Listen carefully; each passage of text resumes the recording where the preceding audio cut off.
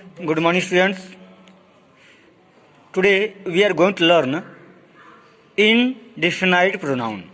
यानी आज हम कक्षा 6 इंग्लिश ग्रामर की वीडियो में पढ़ेंगे प्रोनाउन के छठे प्रकार के बारे में। इनडिफिनाइट प्रोनाउन यानी अनिश्चितकालीन सर्वनाम।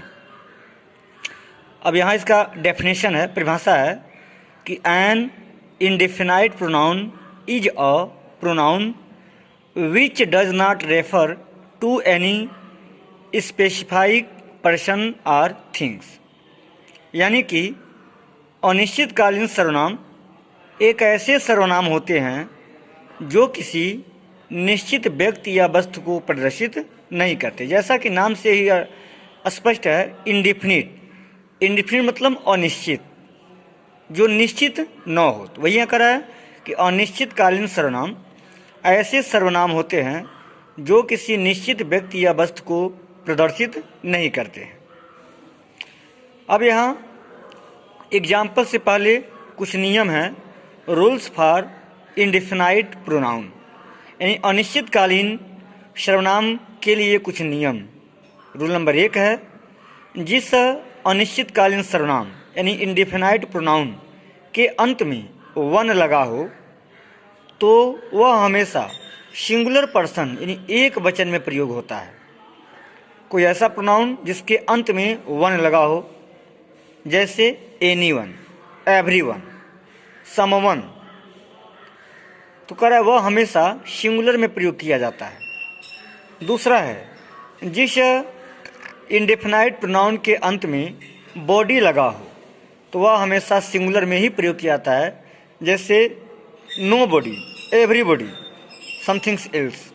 और तीसरा है बोथ माने दोनों, फ्यू माने कुछ, मेनी माने कई, तथा अन्य कुछ ऐसे सर्वनाम होते हैं जो प्लूरल में प्रयोग किए जाते हैं। तो यहाँ 3 नियम लिखा गया है कि जिस प्रोनाउन के अंत में वन आया होगा, जिस प्रोनाउन के अंत में बॉडी आया होगा, वह सिंगुलर पर्सन के रूप में प्रयोग किया जाएगा, और जिसके अंत में बोथ, फ्यू, मेनी आया होगा वह प्लूरल में प्रयोग किया जाएगा। जैसे अब यहाँ एग्जाम्पल है, any one of you come here. अब जैसे यहाँ कहा जा रहा है कि एनी वन ऑफ यू यानी आप में से कोई एक, एनी वन माने कोई एक, कम माने आओ, हियर माने यहाँ। अब कुछ बच्चे खड़े हैं, वहाँ उन बच्चों से कोई कह रहा है कि एनी वन ऑफ यू यानी आप में से कोई एक कह रहा है कम हियर, यहाँ आओ। अब एक तो यह एनी वन ही इंडेफिनाइट प्रोनाउन है, क्योंकि किसी निश्चित व्यक्ति को नहीं बुलाया जा रहा है। कहा जा रहा है कि एनी वन ऑफ यू, आप में से कोई भी यहाँ आओ। उन बच्चों में से कोई भी एक आ सकता है। और देख रहे हैं कि प्रोनाउन के अंत में वन आया है, अतः यह एनी वन क्या हुआ, सिंगुलर हुआ। तो इसीलिए इसके साथ क्रिया का फर्स्ट फॉर्म का प्रयोग किया गया है। दूसरा है, many of them were there. Many of them उनमें से कई, वर मन थे, देयर मन वहाँ, करेक्ट, उनमें से कई लोग वहाँ उपस्थित थे, कई लोग थे। तो देख रहे हैं मेनी आया है, तो लिखवाए थे ना हम कि बोथ, फ्यू और मेनी के साथ प्लूरल का प्रयोग किया था, इसीलिए यहाँ पर वाज नहीं वर प्रयोग किया गया है। तो मेनी क्या हो गया, इंडेफिनाइट प्रोनाउन हो गया, और यह बहुवचन है इसलिए इसके साथ वर का प्रयोग किया गया है। तीसरा है, a few have done this. A few मैंने कुछ लोगों ने, हैव डन मैंने किया है, दिस मैंने यह। अब निश्चित नहीं किसने किया है, लेकिन कुछ ने किया है, यानी एक से अधिक हैं, इसलिए इसके साथ बहुवचन क्रिया का प्रयोग किया गया है। चौथा है, नो बडी वाज देयर, कोई वहाँ नहीं था, टू रेस्क्यू द चाइल्ड, बच्चे को बचाने के लिए। तो देख रहे हैं जिसके अंत में वन या जिसके अंत में बॉडी आया हो वह सिंगुलर होता है, इसलिए यहाँ पर सिंगुलर वर्ब का प्रयोग किया गया है।